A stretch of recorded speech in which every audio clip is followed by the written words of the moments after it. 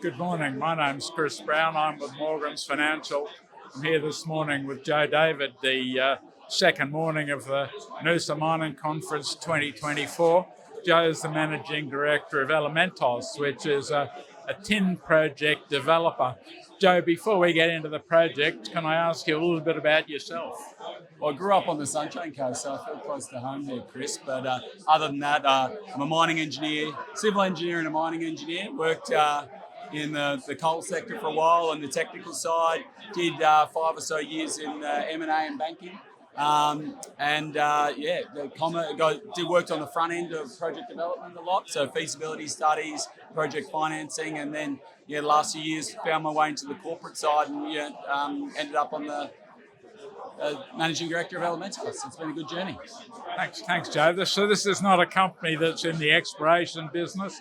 They've got a couple of solid deposits. It's all about now working out how to develop them most efficiently and then funding the development. Joe's got the background for that.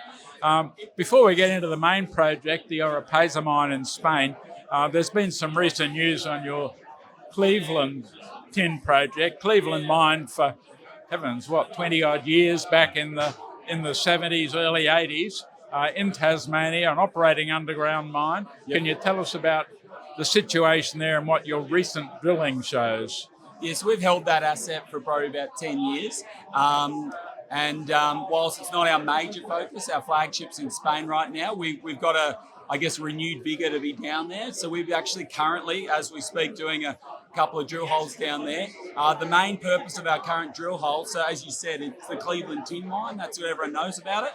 But it does have copper in that resource as well. So it's about 7.5 million tonnes of resource, 0.75% copper grade, tin grade, and about 0.3% copper. So that's a good hard rock resource, ready for development with the underground workings there. But what's very interesting for us as a company, it's also got a very large tungsten ore body down there, a mineralisation system. It's called the Foley Zone.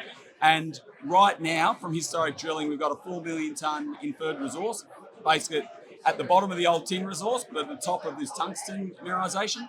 We've also got a 15 to 24 million tonne exploration target below that, 0.3% wolframite. So for us, this current drill hole we're drilling from the old process plant location on the other side of the hill, so in a location where not much or no historic drilling has ever been done for. And we're swinging the hole in basically to get a very specific angle into this tungsten, which allows to define the full width of it as well as the depth. And we're pretty excited by how big this thing could be. Now we're just getting into the tungsten now as the drill rig's spinning. We're starting to see some wolframite visually, as well as some fluorite, which is also another mineral that seems to be associated with tungsten down there, another critical mineral, as you know.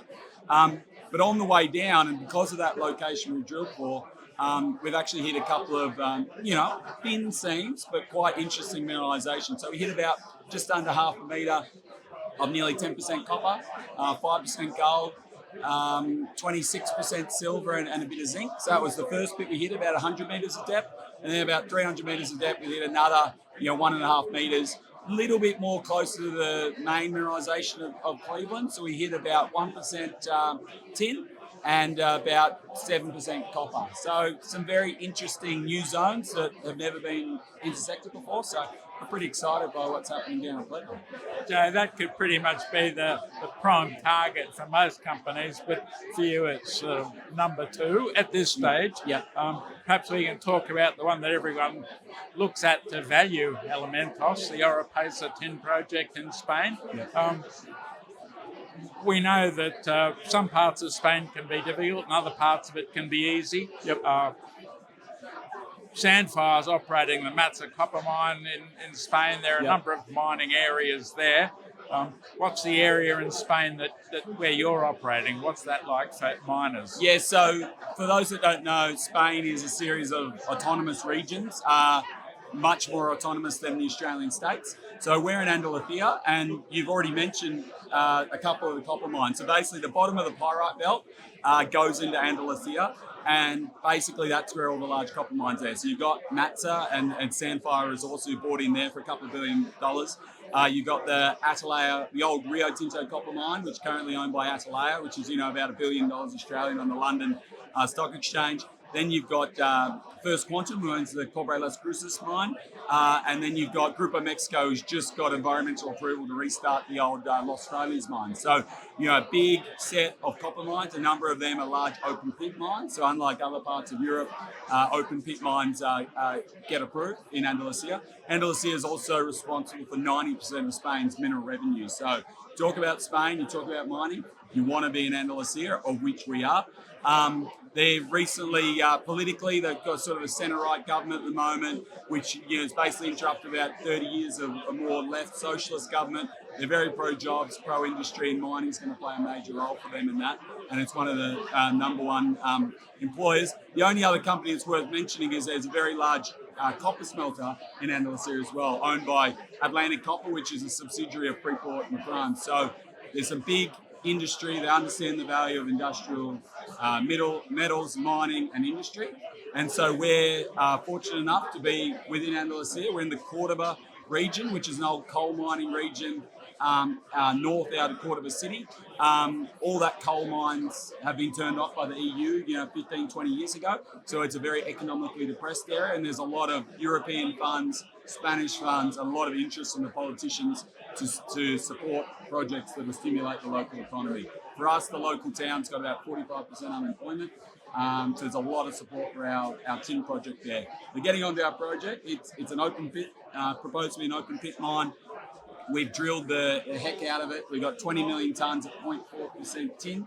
Not many people really have a reference for what 0.4% tin is, but the simplest way is tin trades about 3 times the copper price. So look at it as a 1.2% copper equivalent mine. About 200 metres of depth. The deepest part of the pit goes to about 250. Very open pittable. We believe is highly economic. Our scoping study from a couple of years says the same. 95% of our 20 million tonnes sits in measured and indicated resources, so it's prime to complete the DFS. We're got a very advanced stage of our DFS. All the mine planning's done. We just recently had a few modifications with the environmental department, so we've got a good alignment of what the acceptable disturbance footprints are. We're just running through the back end of having the tailings dam location set and our waste dumps, and we'll complete the DFS by the end of this year. And there have been a few developments with some of the tin mines and tungsten mines. Quite a few people here now talking about TOMRA XRT ore sorters and upgrading the feed to the plant so you can build a smaller plant that doesn't cost you as much. Have you looked at ore sorters? That's part of the base case for us. So it works very well for tin, as you know. We've sent about 5 tonnes of sample, which is a representative sample, up through the TOMRA facilities outside Hamburg. We process them. We get about a 25% upgrade. So instead, we mine at about 1.25 million tonnes per annum. That reduces down to about 1 million tonnes going in the front of the plant, and the grade goes up from about 0.4 to just under 0.5. So we get a good grade uplift. And yes, certainly that's our base case. Following that test work, we then sent our net sample over to Cornwall, and we did the rest of our DFS network, which is fully completed. And I guess just finally, tin, what's it used for, and what's happening with the tin market? The original critical metal, are we calling it that? Tin's been on lots of critical mineral lists for a long time. I think in World War I, the US put it on its critical minerals list because it has a lot of military applications. And again, if you start looking at all the critical mineral lists around the world, it's pretty much on every one. On Australia, it's listed as strategic mineral, just sort of a subset off to the side of the critical minerals list. And the EU, it's on a watch list. But other than that, it's pretty much on everybody's critical minerals list. The reason why is it's the critical ingredient, it's the critical mineral in electrical solder. So of the tin, a bit over 50% currently goes to electrical solder. Electrical solder is obviously the glue that holds together all electrical circuits.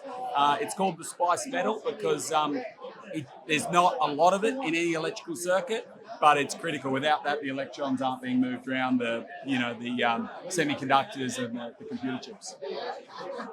Thanks, Joe. So if you want exposure to tin, a critical mineral for the electrification of the world, Elementos has got a couple of deposits and is moving one of them into the development production stage. Or I guess they've got to make the FID, but there's been an awful lot of work done to support the fact that it's a robust project.